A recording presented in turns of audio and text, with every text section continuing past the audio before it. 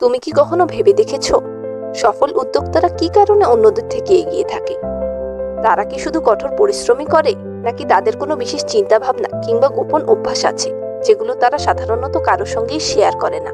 আজকের ভিডিওতে আমি তোমাদের সাথে শেয়ার করব সেই 3টি সিক্রেট যে বেশিরভাগ সফল উদ্যোক্তারাই গোপন রাখে। তো তুমি কি প্রস্তুত সাফল্যের সেই গোপন দরজা খুলতে? তাহলে চলো শুরু করি। ভয় ও আত্মসন্দেহ। আমরা সবাই ভাবি সফল উদ্যোক্তারা নিশ্চয়ই খুবই আত্মবিশ্বাসী এবং শক্ত মনের মানুষ।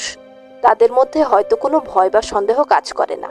কিন্তু বাস্তবতা হলো প্রায় প্রতিটি সফল উদ্যোক্তাই তাদের যাত্রার কোনো না কোনো সময় ভয়, আত্মবিশ্বাসের সংকট এবং নিজেকে নিয়ে আত্মসন্দেহে ভুগেছেন। প্রতিটা বড় সিদ্ধান্ত নেবার আগে তাদের মনের ভেতরেও দ্বিধা কাজ করে। নতুন কোনো পণ্য বাজারে আনা, বড় অঙ্কের বিনিয়োগ কিংবা টিমের মধ্যে বড় কোনো রদবদল, এসব সিদ্ধান্ত নিতে গিয়ে তাদেরও হাত কাঁপে। কিন্তু তারা এই ভয়গুলোকে সবার সামনে প্রকাশ করেন না, কারণ একজন লিডার হিসেবে তারা জানেন যে তার দুর্বলতা তার টিমের মনোবলকে ভেঙে দিতে পারে। মানুষ হিসেবে ভয় পাওয়া, নিজেকে নিয়ে সন্দেহ হওয়া একদমই স্বাভাবিক। সফল ব্যক্তিরাও এগুলো অনুভব করে, কিন্তু থেমে যান না। বরং তারা ভয়কে নিয়ন্ত্রণ করা জানে, সেটা গোপনে মোকাবেলা করা জানে। আমরাও যদি আমাদের ভয় ও আত্মসন্দেহকে থামার কারণ না বানিয়ে এগিয়ে যাবার জ্বালানি বানাতে পারি, তাহলে সাফল্যের পথে থাকা সম্ভব। ব্যর্থতা ও মানসিক ক্ষত। এখনকার যুগে ইলন মাস্ককে চেনে না এমন কাউকে হয়তোই খুঁজে পাওয়া যাবে না। কিন্তু তোমরা কি জানো, ইলন মাস্কের প্রথম 3টি রকেট লঞ্চই ছিল ব্যর্থ। আর আলিবাবার প্রতিষ্ঠাতা জ্যাক মা, তিনি 30টিরও বেশি চাকরির ইন্টারভিউ থেকে রিজেক্ট হয়েছিলেন।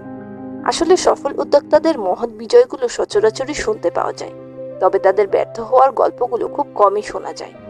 কেননা সফল উদ্যোক্তারা তাদের ব্যর্থতাকে বেশি গুরুত্ব দেন না।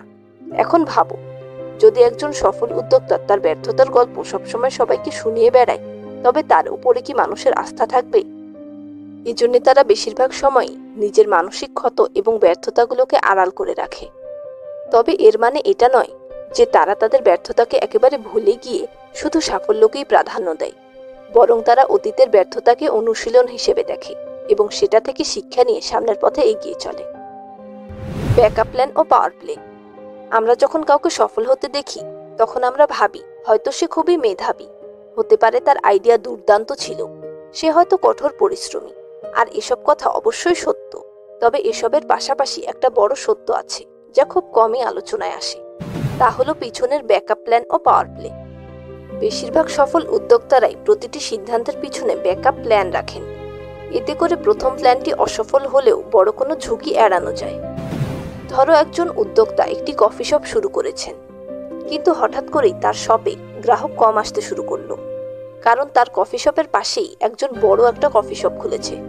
এক্ষেত্রে সেই উদ্যোক্তা ব্যাকআপ প্ল্যান হিসেবে কফি শপের পাশাপাশি অনলাইনে কফি বিক্রি করতে পারে, কিংবা শপে কফির সাথে অন্য কোনো জনপ্রিয় স্ন্যাক্স যুক্ত করতে পারেন।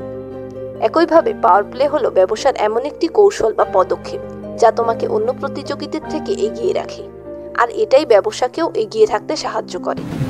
যেমন একজন মোবাইল ফোন বিক্রেতা অফ সিজনে তার প্রোডাক্টের সেল বাড়াতে সীমিত সময়ের জন্য এক্সক্লুসিভ ডিসকাউন্ট কিংবা অফার, যেমন buy one get one free বা নতুন ফোনে ফ্রি ইয়ারফোন, গিফট কার্ড ইত্যাদি দিয়ে গ্রাহকদের আকৃষ্ট করতে পারে। ফলে অফ সিজনেও ব্যবসায় বিক্রয় বাড়ে। আসলে সফল হতে চাইলে শুধু পরিশ্রম করলেই চলবে না, সঠিক সময়ে সঠিক কৌশলে এগোনোও জানতে হবে। ব্যবসায় স্মার্ট মুভ দিতে জানতে হবে, না হলে ভালো আইডিয়া থাকা সত্ত্বেও তুমি পিছিয়ে পড়বে। এজন্য যদি তুমি সফল হতে চাও, তবে এই গোপন বিষয়গুলো শুধু জানবার মধ্যে সীমাবদ্ধ রাখলেই চলবে না, এদের ব্যবহারও করতে হবে। ভিডিওটি ভালো লেগে থাকলে ভিডিওতে লাইক দাও, আর কমেন্টে জানাও তুমি কোন গোপন বিষয়টিকে বেশি গুরুত্ব দিচ্ছ তোমার উদ্যোক্তা হবার যাত্রায়। দেখা হবে আরো একটি ভিডিওর মাধ্যমে। ততক্ষণ পর্যন্ত আমাদের চ্যানেলকে সাবস্ক্রাইব করে আমাদের পাশেই থাকুন।